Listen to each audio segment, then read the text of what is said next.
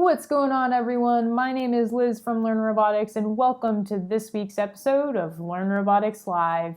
If you're new here, welcome, and thank you for taking time out of your busy day to join me here on episode number 7. We've got an action-packed course for you today. We're going to be working with Internet of Things, going through the process of setting up our own electronic Internet of Things device, publishing data to the internet, and then taking a look for data analytics. So if you haven't checked out any of the previous episodes, be sure to head on over to learnrobotics.org/live and save yourself a spot in the free robotics course. You'll get access to replays, course samples, and all of the downloads from previous episodes. So if you're ready to get started, stay tuned. We've got an awesome class for you here today on Learn Robotics Live. Woo! One of the cool things about doing these videos is you just get to see my face.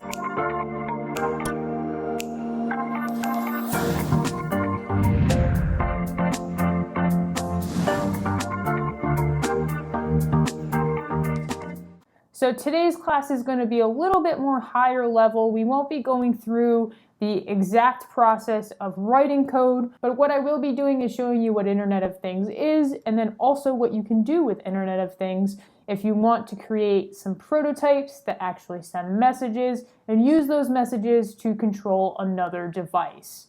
So today we're going to be focusing on the free online tool DweeT, where you can actually create these Twitter-like messages for your Internet of Things device and publish messages directly to their web page. So let's head over to DweeT and check this out.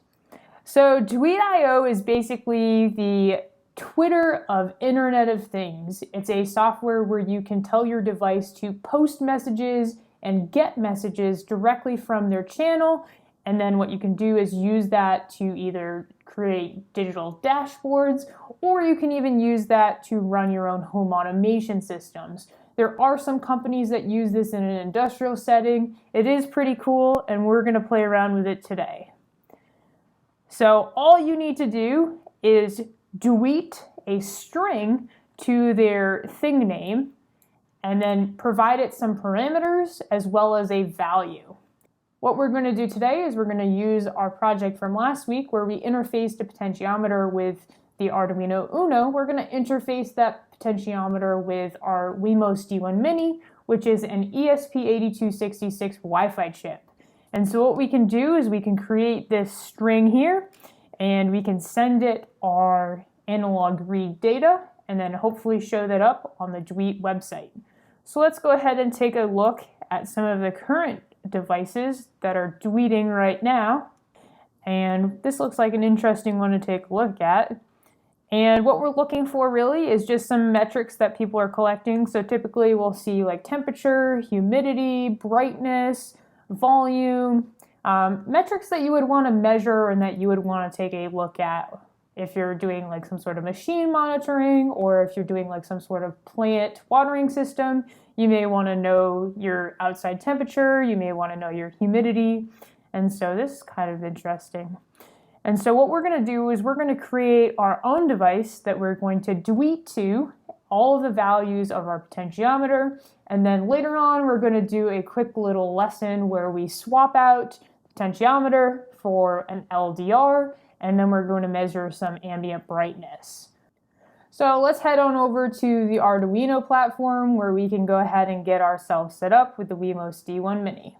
So this is the workbench we're going to be looking at today. You can see that I've already wired up the Wemos D1 Mini, which is an ESP8266 Wi-Fi chip, and I've also got a 5K potentiometer wired to it, and we've got it into the analog pin on the Wemos D1 Mini.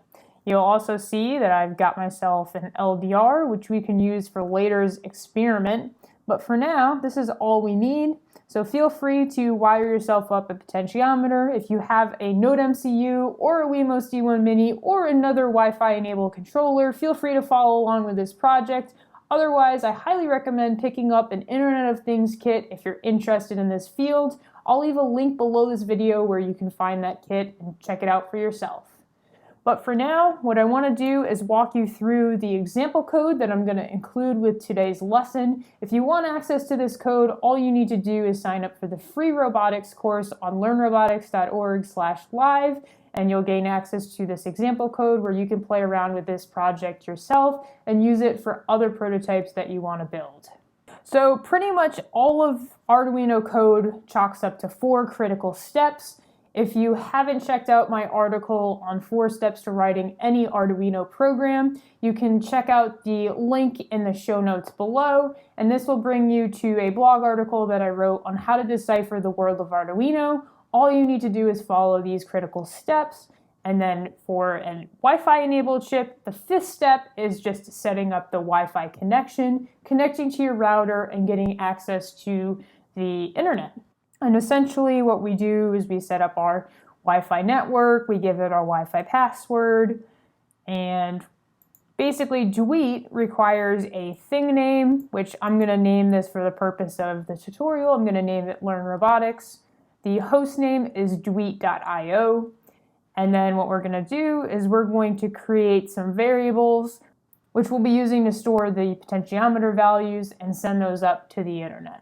So for today's example, because we are using a potentiometer, we're going to call this metric volume, as if we were controlling the volume of a speaker or some sort of a stereo. We could see this value from anywhere around the world, presuming we have internet access and we can go to the DweeT.io website. Now we've got a couple auxiliary variables where we can figure out how many different metrics we are going to be sending to DweeT. In this case, we're only going to be sending 1. And now what we can do is tell it we have a potentiometer on pin A0, and we're just going to initialize the value of the potentiometer to 0.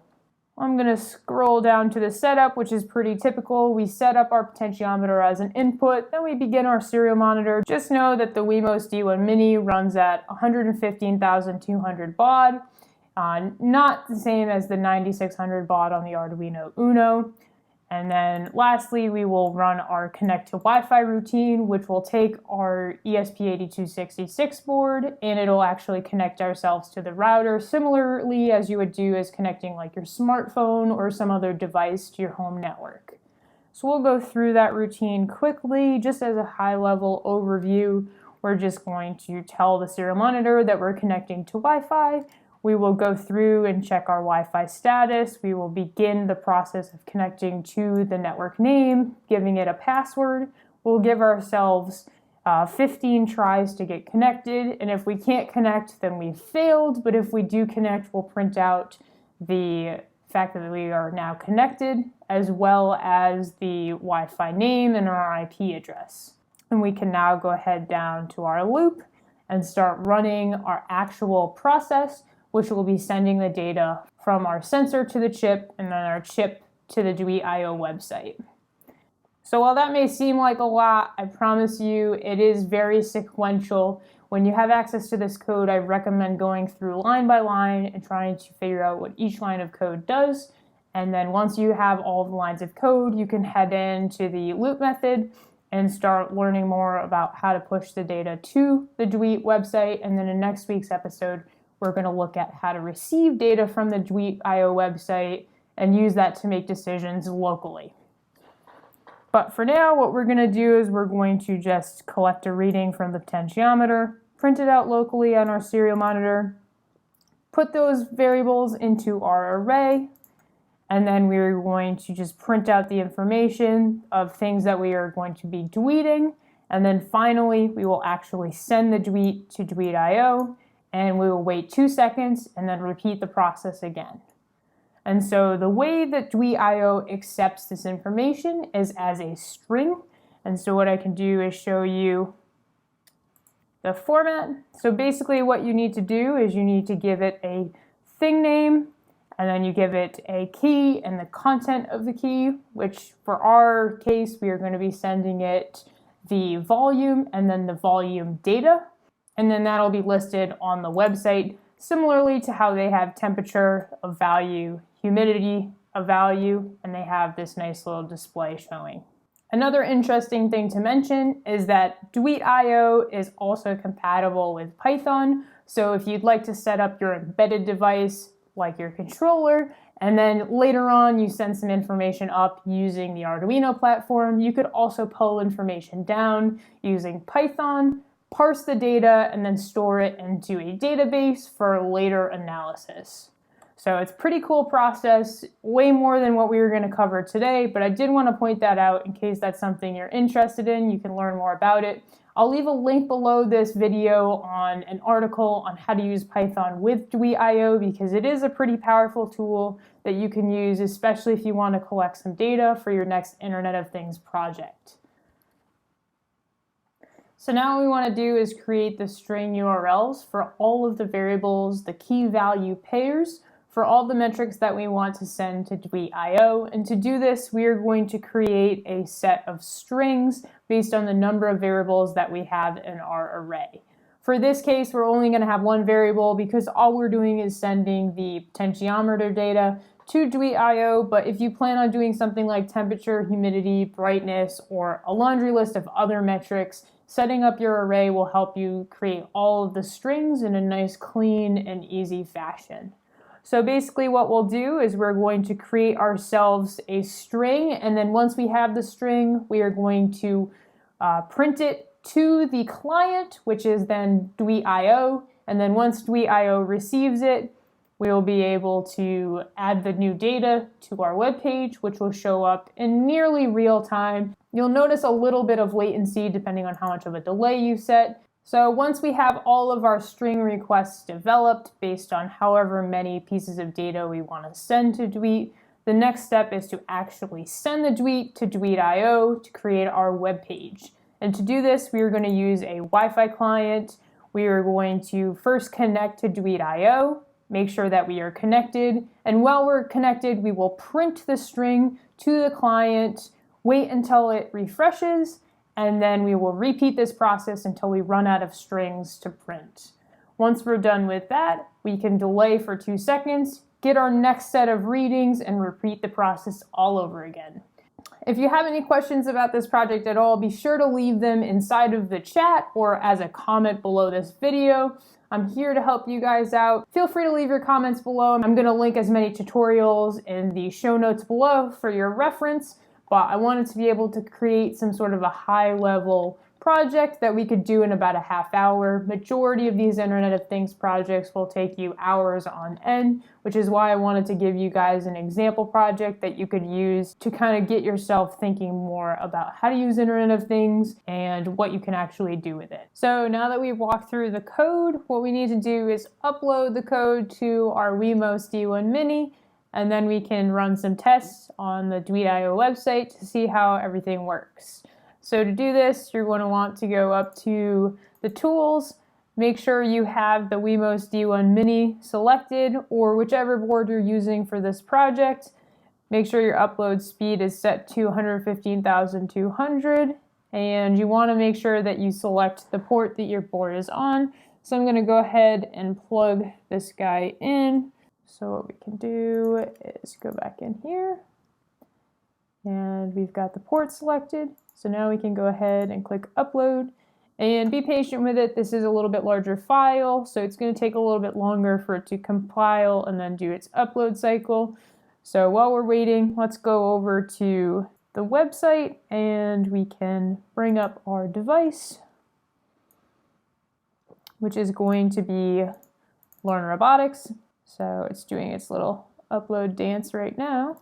Almost done. And then we'll be able to refresh this page and hopefully see some data going through. All right, cool. So we are done uploading. What I'm going to do is open up the serial monitor, and let's go ahead and clear this out. I'm going to hit the reset so you can see how it works. And now we are sending some information to this URL over here, which I want to show you. If we go right on the DweeT website, we can actually refresh this page and search for Learn Robotics. And we should see that we've got a volume piece of data that's being sent up to DweeT. You can kind of see everything all at once. So we've got all these different devices. I'm just going to do a quick find for Learn Robotics, and you'll see that we've got some data flowing here, so I'll click on it. We've got a volume metric, and now what we should see is it's set to about 1 or so. 8, I guess, is the current reading. So it's kind of oscillating between this 1 and 8 reading. We bump this up, so 166. We'll see if we are getting some updates on here. And you'll see a little bit of a delay just based on me publishing data. So we're a few pieces of data behind, but you'll see that it's catching up. And so it's a pretty cool way of sending this information. So I'm just going to rotate this towards the upper limit. So should be getting close to 1023. So we're at 1024 right now. And so we should see this jump all the way up. There are probably a couple little steps in between, but there we go.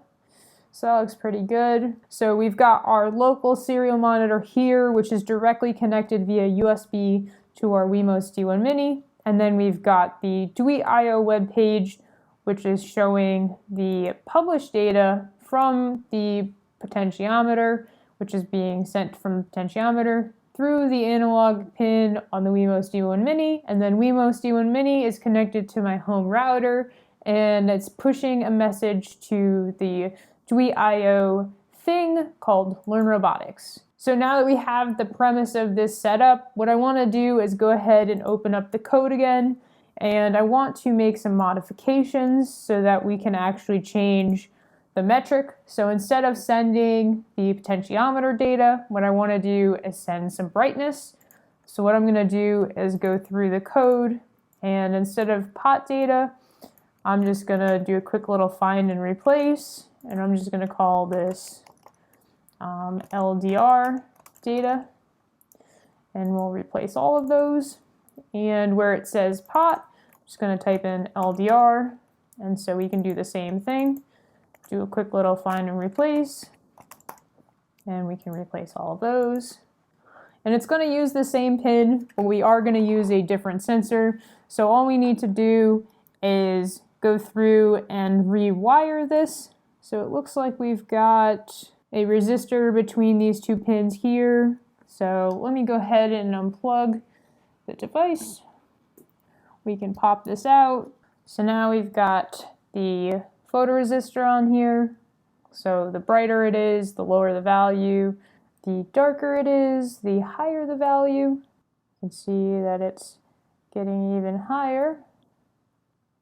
And then as I allow it to see some light, the brightness now changes. So now what I want to do is update the names of this. So this is just going to be brightness.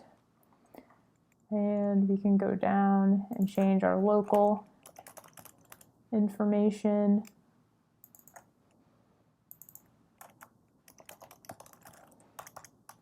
And that looks pretty good. So let's go ahead and upload that. So while this is uploading, I want to send it over to this week's sponsor. Thank you to Learn Robotics Premium Courses for sponsoring today's episode of Learn Robotics Live. What's going on, guys? Liz here from Learn Robotics, and I'm hoping you guys are enjoying Learn Robotics Live.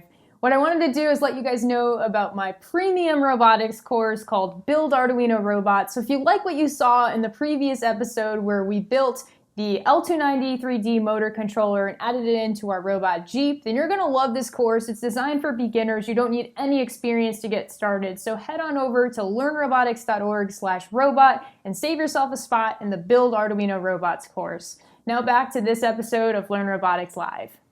So now we're back. We've just uploaded the code for our LDR sensor. Let's go over to the computer and see how we're doing on DweeT.io.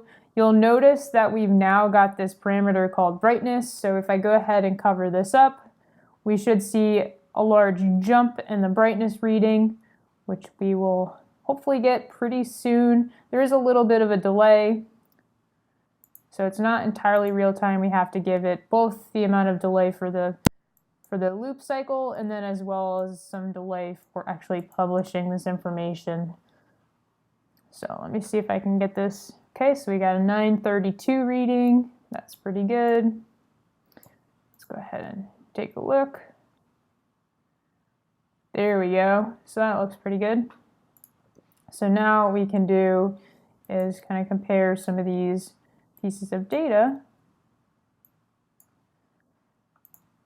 from the local reading to the online reading. And so what you can do is you can go to this web page on your smartphone or on any other computer. It doesn't have to be on your home network, and you can get access to these sensor readings from anywhere around the world with internet access.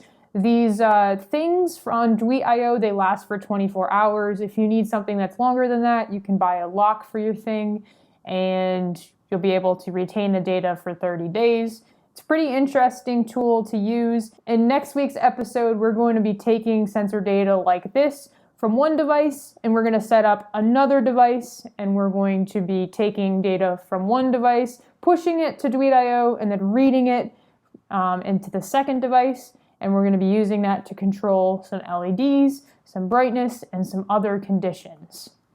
That's it for this week's episode of Learn Robotics Live. I hope you found this content enjoyable and interesting. If you did, be sure to smash that thumbs up button, share it with a friend, and I will see you next week for episode number 8, our season finale of Learn Robotics Live. I'm Liz from Learn Robotics. Remember, you can catch the replays of all the previous episodes, including course downloads, sample code, and more on learnrobotics.org/live. I can't wait to see you guys in the course, and I'll see you guys next week right here, 12:30 p.m. Eastern Standard Time for episode 8 of Learn Robotics Live. See ya.